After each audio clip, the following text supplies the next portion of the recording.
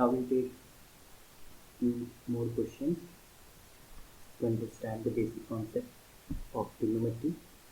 So the question says the perimeter of a certain sector. अब sector क्या होता है? Sector तो ये होता है सर्कल का an area which is bounded by two radii and a part of circumference O A B. तो the perimeter of sector क्या होगा? ये radius और ये arc length. If this is the angle which is subtended at the center, तो जो S होगा वो क्या हो जाएगा? R into theta. तो what will be the perimeter? पहले हम लोग perimeter ही निकाल लेते. Perimeter of the sector क्या होगा? R plus R into theta. N into R plus R. The perimeter of a certain sector of circle is equal to the length of the arc of a semicircle of same radius. इस perimeter की value किसके बराबर है? एक semi circular arc के length के बराबर. Semi circular arc, semi circle मतलब आधा सर्कल, जिसका रेडियस किसका क्या है? जो इसका रेडियस है वही उसका रेडियस है.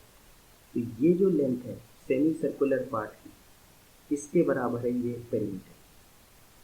ये जो सेमी सर्कल की पेरीमीटर है वो कितनी हो जाएगी? 2πr/2. यानी किसके बराबर है? पाई आर. ये लेंथ कितनी है? पाई आर. तो हमारी जो पेरीमीटर है वो किसके बराबर हो गई? पाई आर के बराबर. तो according to the question 2r plus r theta किसके बराबर हो गया? Pi R. तो कह रहा है express the angle in degree minutes and second. जो सेक्टर पे एंगल बन रहा है उसको बताना. तो क्या होगा? देखिए r और r तो कैंसिल, तो थीटा इज π-2. और ये जो π-2 ये किस में है? ऑब्वियसली रेडियंस में है. ठीक है. तो देखो इसको हमें डिग्री में पलटना है. तो हमें पता है कि pi radian is equal to 180 degree. तो 1 radian is equal to 180 upon pi degree. तो how many radians do we have? π-2 radian. तो वो किसके बराबर हो जाएगा? 180 अपॉन पाई टू π-2 डिग्री. तो कन्वर्ट करें तो कितना आ जाएगा? 180 upon pi into pi minus 180 into 2 तो 360 अपॉन पाई.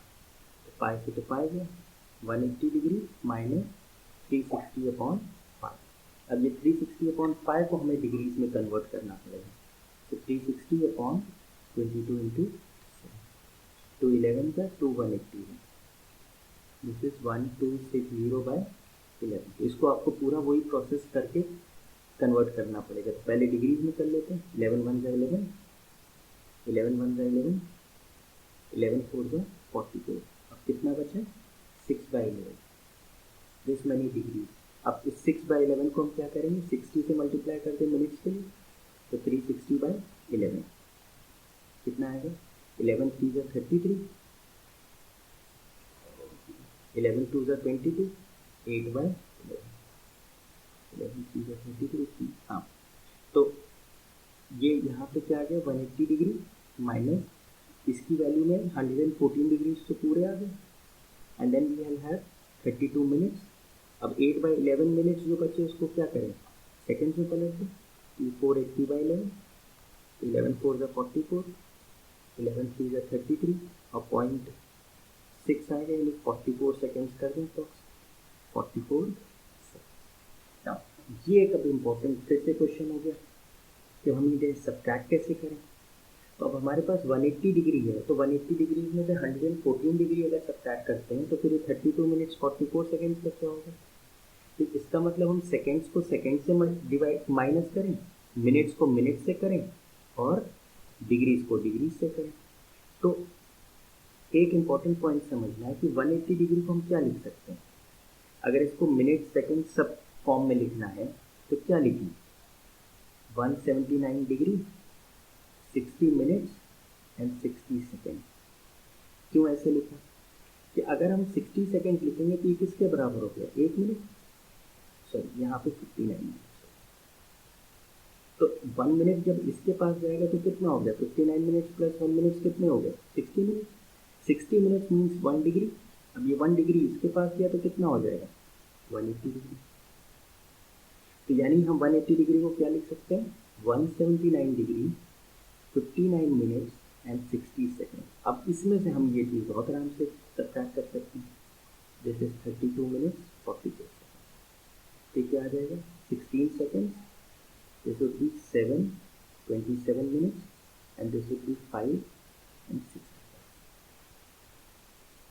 तो जो सेंट्रल एंगल बन रहा है उसकी वैल्यू क्या है, 65 डिग्री 27 मिनट्स 16 सेकेंड। अब इस क्वेश्चन में देखिए बहुत कुछ आपका हो गया, पेरीमीटर का फॉर्मूला हो गया, सेमी सर्कल का कॉन्सेप्ट हो गया, कन्वर्जन हो गया, उसके बाद सब्ट्रैक्शन हो गया। तो अब जैसे एक और एग्जांपल लेंगे, जैसे यू हैव 144 डिग्री, तो इसको अगर हमें मिनट सेकेंड सब में लिखना है तो इसमें से 1 डिग्री कम कीजिए, 143 डिग्री 59 मिनट्स एंड 60 सेकेंड्स।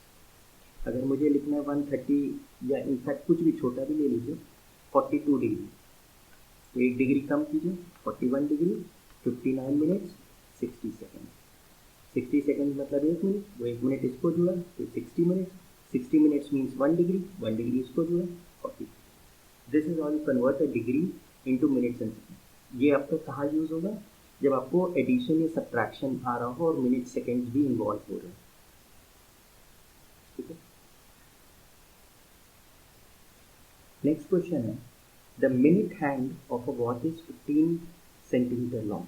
तो एक क्लॉक है आपकी, तो इसमें जो मिनट हैंड है, एक्चुअली जो मिनट हैंड है that is 15 centimetre, it is 15 centimetre और rather 1.5 centimetre. How far does the tip move in 40 minutes.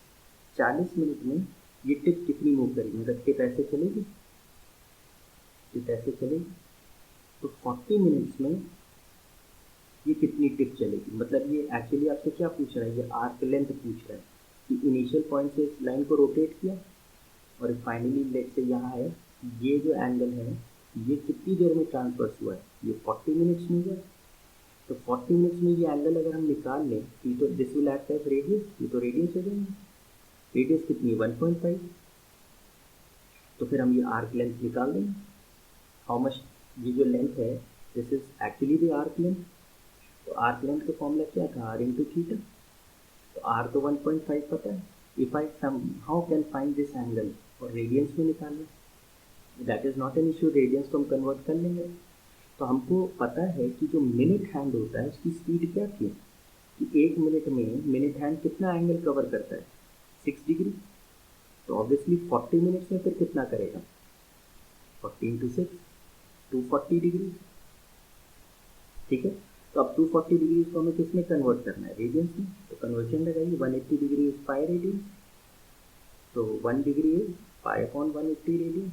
तो 240 डिग्री किसके बराबर हो गया, पाई अपॉन 180 इंटू 240, 63 का 64, 4 पाई बाय टी रेडियंस लगा देंगे यहाँ, 4/3 और पाई की वैल्यू क्या दी है 3.14, तो 1 जा 2 जा 2 1 जा तो 2, यानी 6.28 सेंटीमीटर। मतलब ये कितना ट्रैवल किया, ये लेंथ कितनी ट्रैवल करी इसमें, 6.28 सेंटीमीटर।